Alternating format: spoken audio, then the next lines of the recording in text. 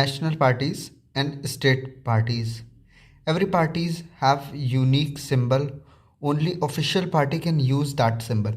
यानी कि जितनी भी पार्टीज होती हैं उन सब का एक यूनिक सिंबल होता है और वो जो सिंबल होता है सिर्फ और सिर्फ वही ऑफिशियल पार्टीज यूज़ कर सकती, कोई दूसरी पार्टी उस सिंबल को यूज़ नहीं कर सकती हैं। जैसे कि कांग्रेस का पंजा है वो कोई और भी पार्टी यूज़ नहीं कर सकती है, भाजपा का कमल कोई और पार्टी चाह के भी यूज़ नहीं कर सकती क्योंकि वो रजिस्टर्ड ट्रेडमार्क की तरह है। फिर उसका the party that secure at least 6% of total vote in election to legislative assembly of state and win at least 2 seats to recognise as state party. अगर किसी भी पार्टी को स्टेट पार्टी के तौर पे रजिस्टर कराना है या फिर अपने आप को दिखाना है तो उनके लिए कम से कम उन्हें 6% वोट्स की ज़रूरत होती है। यानी कि जितने भी वोट पड़े उसमें से 6% वोट उनके पास होने चाहिए।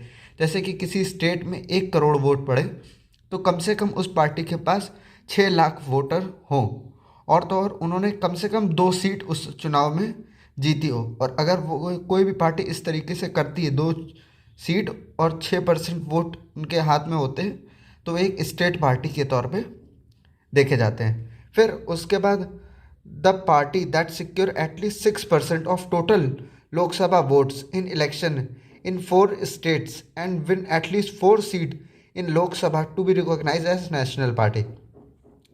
अब जो भी पार्टीज अपने आप को नेशनल पार्टी के तौर पे रिकॉग्नाइज कराना चाहती हैं तो उसके लिए कम से कम उनके पास 6% वोट होने चाहिए।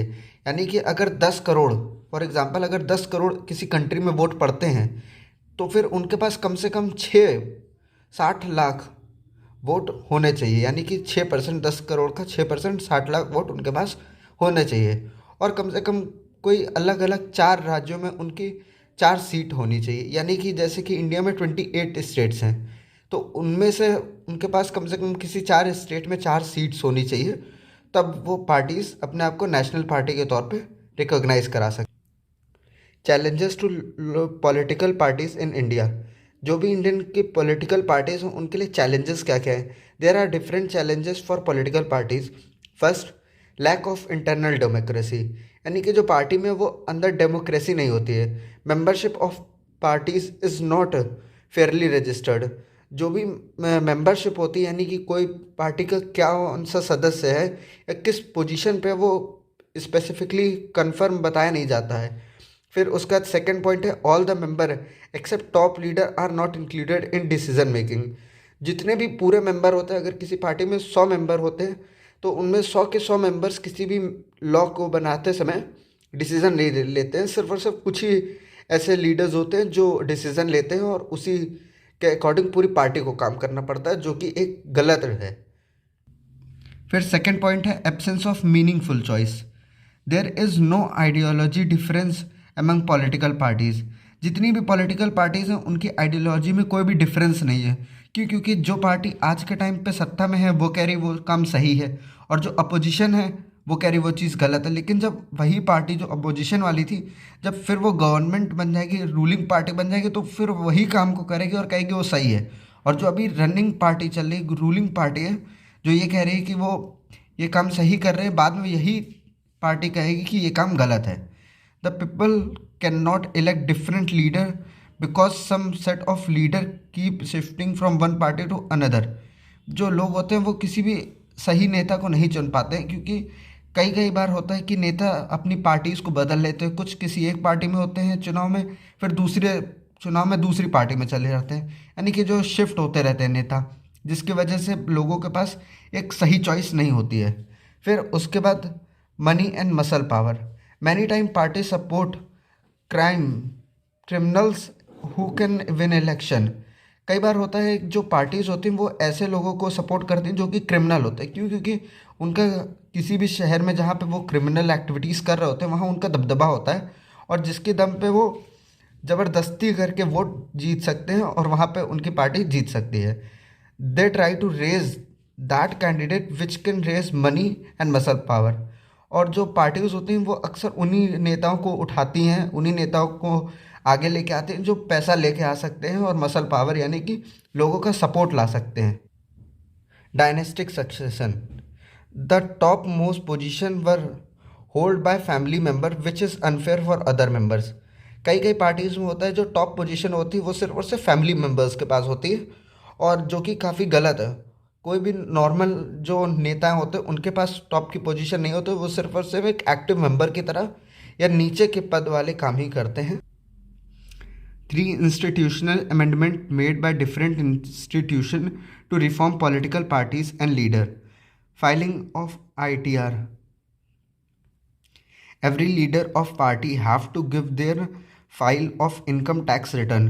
यानी कि जो इंस्टीट्यूशनल अमेंडमेंट है डिफरेंट डिफरेंट इंस्टीट्यूशन द्वारा बनवाया गया है, ताकि वो जितनी भी पॉलिटिकल पार्टीज़ हैं उनके लीडर्स को वो जो इंस्टीट्यूशन होते हैं पॉलिटिकल पार्टीज़ को कंट्रोल करने वाले, उन्होंने 3 अमेंडमेंट्स को पास किया है, जिसके पास होने के बाद ही कोई भी पॉलिटिकल पार्टी और लीडर रजिस्टर्ड हो सकता है। First, filing of ITR। यानी कि जो भी ITR होता है यानी कि इनकम टैक्स रिटर्न को आपको फाइल करना पड़ता है, अपनी फाइल कराना होता है। Every leader of party have to give their file of income tax return. यानी कि जितने भी नेता होते हैं उन सबको अपना एक फ़ाइल देनी होती है कि उनकी इनकम कितनी होती है और कितनी वो टैक्स पे करते हैं। Affidavit. Court make it mandatory for every candidate contesting election to the file of an affidavit giving details of his और her property and criminal records. जो कोर्ट होती है उसने ये चीज़ को कंपलसरी कर दिया है कि जितने भी कैंडिडेट्स होते हैं उन सबको अपने जो प्रॉपर्टी है उसको गवर्नमेंट को बताना या फिर कोर्ट को बताना कि उनके पास कितनी प्रॉपर्टी है और अपने क्रिमिनल रिकॉर्ड्स। लेकिन हर केस में ये चीज़ सही हो ये ज़रूरी नहीं, क्योंकि अगर ऐसा होता तो आज काफ़ी सारे क्रिमिनल्स आज चुनाव ना लड़ रहे होते। फिर उसके बाद third, anti defection law. It was pass to stop the changing of parties by MPs and MLA for their own gains. जो MPs और MLA होते हैं वो कई बार चुनाव जीतने के बाद अपनी पार्टीज को चेंज कर देते हैं, जिससे जो पार्टी से उन्होंने लड़ा होता है, जैसे कोई MLA है वो A पार्टी से चुनाव लड़ता है और B पार्टी को हरा देता है, लेकिन जब चुनाव जीतने के बाद B पार्टी A पार्टी के उस MLA को पैसे ऑफर करती है अदर गेन्स के लिए, प्रॉफिट के लिए उसको ऑफर करती है, और वो जो MLA होता है A से B में शिफ्ट हो जाता है ताकि उसको वो प्रॉफिट मिल सके जो कि उसे ऑफ़र किया गया है। तो इससे A पार्टी को नुकसान होता है। क्यों? क्योंकि उन्होंने जो अपना कैंडिडेट खड़ा किया था वो अब दूसरी पार्टी में चला गया, जिससे वो चुनाव हार जाते हैं। इसी चीज़ को रोकने के लिए इलेक्शन कमीशन ने एक एंटी डिफेक्शन लॉ को बनाया, जिससे कोई भी नेता चुनाव जीतने के बाद या चुनाव के बाद अपनी पार्टी तुरंत नहीं चेंज कर सकता है।